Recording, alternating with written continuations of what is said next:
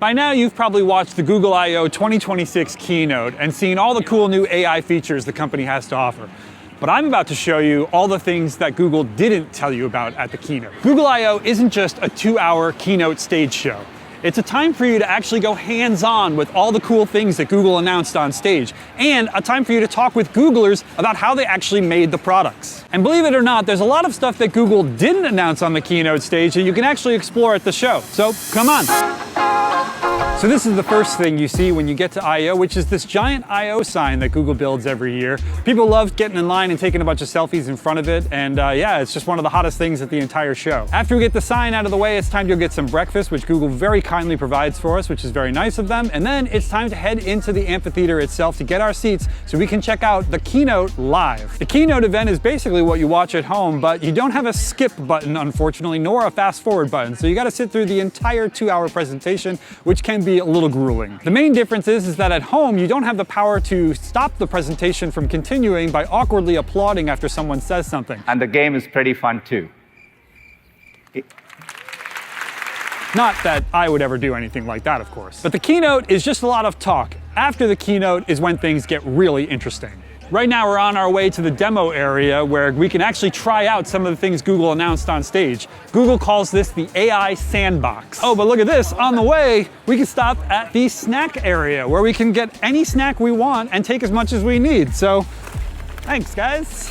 One thing that was very briefly mentioned at the keynote, but wasn't really talked about a lot, is Project Genie. What Project Genie is a world builder.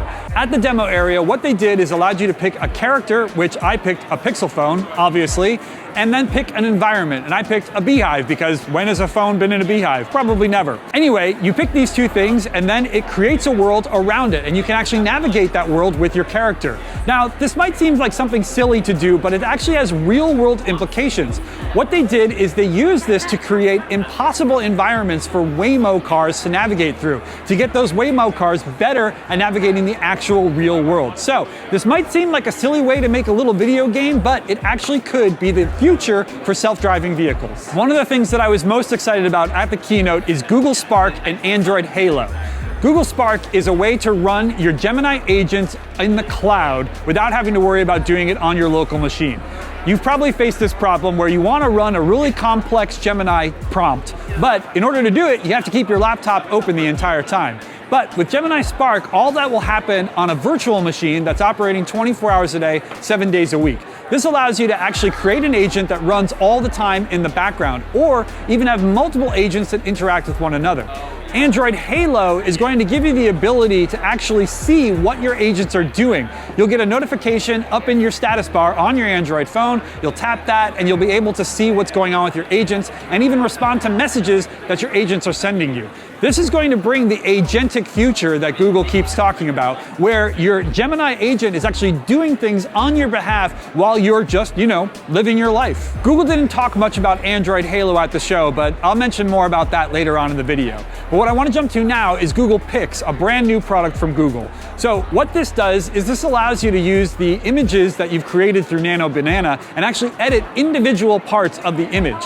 You don't have to do the thing that I end up doing all the time, which is having to regenerate the same image over and over again until I get it where I want it to be. Now you can actually select the actual aspects of the image that you want to change, and then Gemini will make those changes for you. So this is going to be a major time saver for all those people out there that like to generate images in Gemini. Unfortunately, not all the demos were super cool. I saw the new Gemini Omni demo and came away from it a little disappointed. Basically, what this does is allows you to upload all sorts of different media. So videos, text, images, whatever you have, and then it can create a video from all that stuff. But the videos look not super great. They looked like AI slop, and there was actually a problem where we added a prompt to the system and it came back and had an error. So this wasn't the greatest demo, and I don't think it's the greatest product, but I'll save my judgment for when Gemini Omni actually rolls out to a wide audience sometime later this year. Another thing Google didn't talk about on the keynote stage was Android Auto, which is actually getting some significant updates. We're getting a revamped Google Maps that actually looks way more three-dimensional and more more helpful as a result.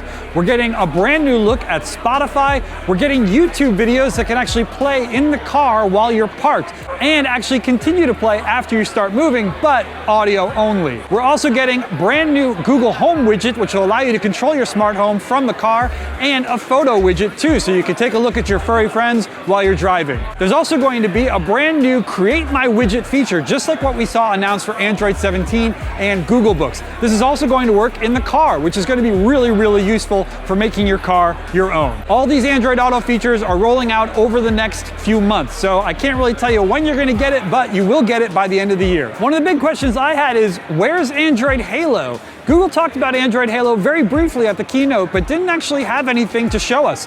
I'm here at the Android booth, and there's nothing in here about Android Halo. So we're probably going to learn more about this with the Android 17 launch later this year, and of course, with the Pixel 11 launch coming later this summer. Google made a big to-do about its partnership with Warby Parker and Gentle Monster for the new Android XR glasses, but you know what?